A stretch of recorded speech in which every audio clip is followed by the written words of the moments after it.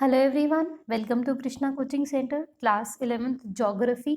और यहाँ पे हम कर रहे हैं chapter 4 that is distribution of oceans and the continents. So हमने क्या देखा कि अभी तक किस तरीके से सब चीज़ें डिवाइडेड हैं। अब हम देखने वाले हैं सी फ्लोर स्प्रेडिंग की सी किस तरीके से सी फ्लोर स्प्रेड हुआ। तो जो पोस्ट ड्रिफ्ट स्टडीज हमने देखी, they provided considerable information that was not available at the time of Wegener. तो जी वेगनर ने जब स्टडी करी थी ना, तो उसको इतना ज़्यादा जानकारी नहीं था, पर धीरे धीरे चीज़ें सर्च आउट होती गई एंड कॉन्टिनेंटल ड्रिफ्ट के आगे जो चीज़ें थी वो खुलनी शुरू हो गई। पर्टिकुलरली जो मैपिंग था ओशनिक फ्लोर का, या किस तरीके से ओशंस दिखते हैं, and paleomagnetic studies of rock and ocean region, इन्होंने काफ़ी सारे फैक्ट्स रिवील किए। जैसे कि it was realise that all along the mid oceanic region जो वॉल्केनिक अरप्शंस है, दे आर वेरी कॉमन, और ओशनिक सरफेस पे हमें बहुत सारा लावा देखने को मिल सकता है। मतलब वहाँ पे इतने वॉल्केनिज्म है, इतने अर्थ पे तो बिल्कुल भी नहीं है। तो मिड ओशंस में काफ़ी वॉल्केनिज्म होता है। The rocks equidistant on either side of the crest of mid-oceanic ridges show remarkable similarities in terms of the period of formation, chemical deposition, magnetic properties। तो जो रॉक्स वगैरह हैं वो कई बार हमें सेम टू द अर्थ मिल सकते हैं, same to the crust, continental crust मिल सकते हैं। फिर जो है oceanic crust rocks are much younger than the continental rock. क्यों वो यंग है वो हम पिछले वीडियो में देख चुके हैं। Age of rock in the oceanic crust is somewhere between 200 million years ago, some of the continental rock 3200 million. क्यों? क्योंकि जो कॉन्टिनेंटल रॉक्स है वो ड्यू टू एक्सेसिव वॉल्केनिज्म वो स्प्रेड हो जाती है, जिससे पुराने जो रॉक्स होते हैं वो नष्ट हो जाते हैं। So the sediments on the ocean floor are unexpectedly very thin, and scientists were expecting, if the ocean floor are as old as continent, to have a complete sequence of sediment for the period of much longer duration. However, nowhere was the sediment column found to be older than 200 million years. Simple वही कह रहे हैं कि जो sediment ocean floor पर मिलते हैं वो बहुत ही थिन होते हैं एज कम्पेयर टू द अर्थ।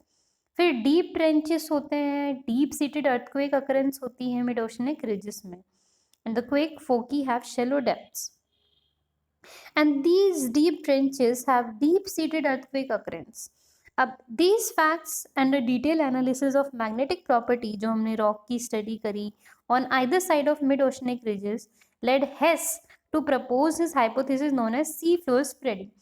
अब जो हम सबमरीन से इतने सारे पत्थर वत्थर लेके आए, तो उस पर एक हेस भैया थे, उन्होंने स्टडी करना शुरू करा और उन्होंने अपनी स्टडी को नाम दिया सी फ्लोर स्प्रेडिंग। हेस ने क्या आर्ग्यू किया that the constant eruptions at the crest of oceanic ridges cause the rupture of the oceanic crust and the new lava wages into it, pushing the oceanic crust on either side the ocean floor, the spread, the younger age of oceanic crust, as well as the fact that the spreading of one ocean does not cause the shrinking of other, made Hess think about consumption of oceanic crust. His further maintained that the ocean floor that get pushed due to volcanic eruption at the crest sinks down at the oceanic trenches and get consumed. So simple देखो, ये क्या बताने की कोशिश कर रहे हैं कि ये इतना ओशन है, पर उस ओशन के अंदर बहुत सारा वॉल्केनिज्म हो रहा है, बहुत सारे पावर आ रही है, तो उस पावर की वजह से ये फ्लोर कंटिन्यूसली स्प्रेड होता रहता है, कंटिन्यूसली स्प्रेड होता रहता है, बढ़ता रहता है। सिंपल अगर दो शब्दों में समझें तो उन्होंने हमें यही समझाने की कोशिश करी थी। एंड और ओशन फ्लोर स्प्रेड कैसे होगा, इसमें भी कन्वेक्शन सेल का बहुत लेना देना था। जहाँ पे कन्वेक्शन सेल डाइवर्ज होगी, तो अगर ऊपर ओशन है ना, तो ओशन भी स्प्रेड होता चला जाएगा।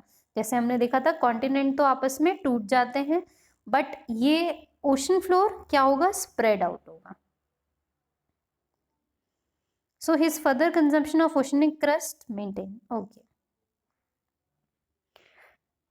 Then come plate tectonics. Plate tectonics में हमने लास्ट चैप्टर में देखा था कि जो अर्थ है, अर्थ के बहुत सारी प्लेट्स में डिवाइडेड है, काफ़ी सारे प्लेट्स हैं जो एक दूसरे से टकराते हैं, तो जो है भूकंप आता है। तो since the advent of concept of sea floor spreading, the interest in the problem of distribution of ocean and continent was revived. 1961 में मैकेंजी और पार्कर और मॉर्गन ने उन्होंने काफ़ी सारे आइडियाज़ इंडिपेंडेंटली कलेक्ट किए. They came out with another concept called plate tectonics. देखिए ये दे रखा है 540 मिलियन अगो, 420, 300, 120, फिर प्रेजेंट, इस तरीके से ये सब चीज़ें हैं. सो वो तीनों लोग जो हैं वो प्लेट टेक्टोनिक्स के बारे में स्टडी करते हैं. कौन तीनों लोग? मैकेंजी, पार्कर और मॉर्गन. तो अ टेक्टोनिक प्लेट, जिसको लिथोस्फेयर प्लेट भी कहते हैं, लिथोस्फेयर मतलब क्रस्ट और अपर मेंटल का एक part. It is a massive and irregularly shaped slab of solid rock generally composed of both continental and oceanic lithosphere. तो लिथोस्फेयर में ऐसा नहीं कि बस कॉन्टिनेंटल ही आता है, उसके अंदर ओशनिक फ्लोर भी आते हैं, क्योंकि भाई सुनामी भी तो अर्थ के पानी के अंदर ही तो भूकंप आने से आती है. So plates move horizontally over the asthenosphere at rigid units, and the lithosphere include the crust and the top mantle with the thickness range varying between 5 to 100 kilometers. अब प्लेट कॉन्टिनेंटल प्लेट हो सकता है, oceanic plate हो सकता है, depend करता है कि उसके ऊपर वाटर है या लैंड है. अब मेजर जो प्लेट्स हैं वो क्या हैं? Antarctica and the surrounding oceanic plate. जो एंटार्क्टिका या फिर उसके अराउंड जो सराउंडिंग वाली प्लेट है, एक तो सबसे वो वाली प्लेट है. फिर है आपकी next north American with western Atlantic float separated from south American plate. फिर है south American with western Atlantic float separated from north American plate. फिर है Pacific plate, Indo Austria New Zealand plate, Africa with eastern Atlantic floor plate, Eurasia और कुछ जो है वो minor हैं, छोटी छोटी हैं, दैट इज कोकोस प्लेट, नाग्जा plate, Arabian plate and Philippine plate. ये प्लेट्स के नाम बहुत इंपॉर्टेंट हैं, कई बार हमसे एग्जाम में डायरेक्टली पूछ लिया जाता है कि कोकोस प्लेट जो है वो कहाँ से कहाँ के बीच में. तो Cocos plate is between central America and Pacific plate. अच्छा, ये याद कैसे रहेगा? पता है, इसको याद करने की भी बड़ी सारी टेक्निक होती है कि कोकोस प्लेट कैसे याद करेंगे आप. तो Cocos is like Coca Cola. तो कोका कोला कौन? सेंट्रल अमेरिका के लोग पैसिफिक ओशन में बैठ के पी रहे हैं. तो सेंट्रल अमेरिका के लोग पैसिफिक ओशन में बैठ के क्या पी रहे हैं? Coca Cola. तो कोकोस प्लेट हो गया. फिर है Nazca plate. Nazca plate south America and Pacific plate. तो कह रहे हैं कि सेंट्रल अमेरिका वालों को तो कोका कोला पीने दो, हम साउथ अमेरिका को तो पैसिफिक प्लेट में बैठ के ऐसे ही नाज हो रहा है, हमें तो कोका कोला की जरूरत भी नहीं है.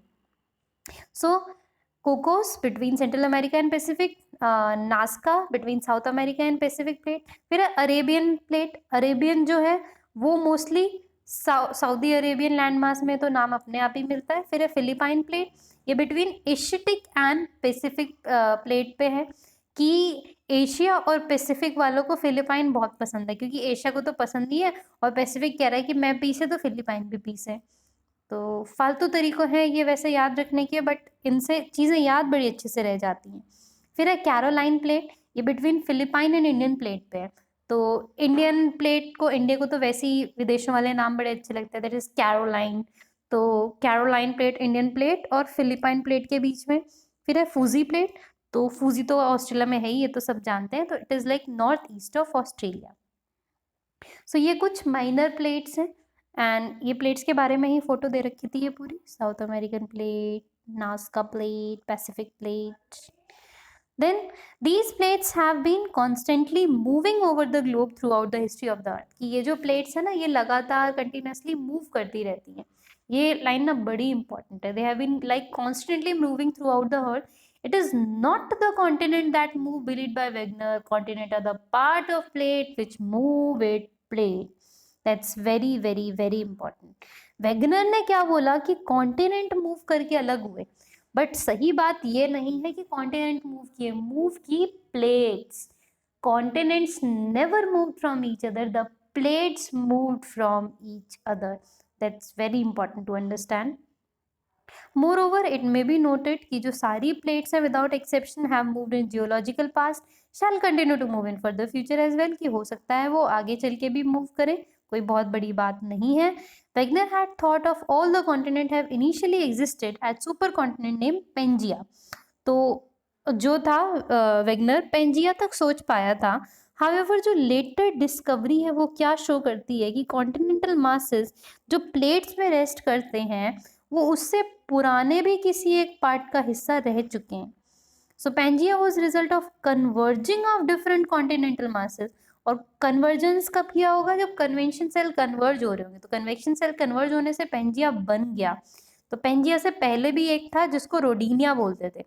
तो scientist using the paleomagnetic data have determined the position held by each of present continental land mass in different geological period. जो पोजीशन है अर्थ के सब कॉन्टिनेंट की, traced with the help of rocks, जो हमें नागपुर एरिया से मिलती है। हमने उसे स्टडी करा, फिर हम इस पे पहुंचे। So there are 3 plate boundaries. ये प्लेट बाउंड्रीज जो है, 3 प्लेट बाउंड्री है, उनके बारे में दे रखा है हमें। पहली क्या है? डाइवर्जेंट प्लेट बाउंड्री, फिर ट्रांसफॉर्म बाउंड्री आएगी, और फिर जो है इनके बारे में हम जो है कन्वर्जेंट, डाइवर्जेंट एंड ट्रांसफॉर्म को हम डिस्कस करेंगे अपनी अगली वीडियो में। Thank you so much.